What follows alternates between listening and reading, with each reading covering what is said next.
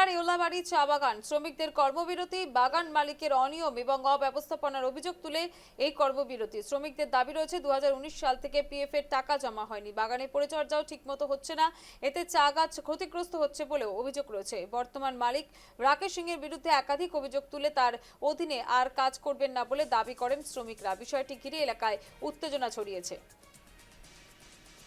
শ্রীভূমি জেলার ইউলাবাড়ি চা বাগান, সেখানে কর্মবিরতি।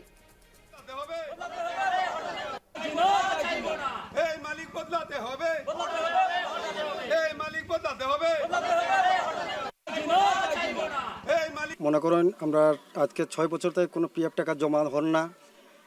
আমাদের সাব স্টাফের কোনো বেতন নাই। নম্বরের জঙ্গলে বর্তমান পুরা লাগিয়া বইছে, বিঙ্গুলে কামড়া মারে, কোনো ওষুধ পানি দেন না। একটা লেবারে কোনো অ্যাক্সিডেন্ট হইলে একটা আর এমনি হসপিটাল আনিয়া কিছু দেন না। কোনো হাজিরা দেন না, কোনো কিছু আমরা ওষুধ পানি কিছু দেন না। মালিক বদলাতে হবে, মালিক বদলাতে হবে, মালিক বদলাতে হবে, মালিক বদলাতে হবে, মালিক বদলাতে হবে।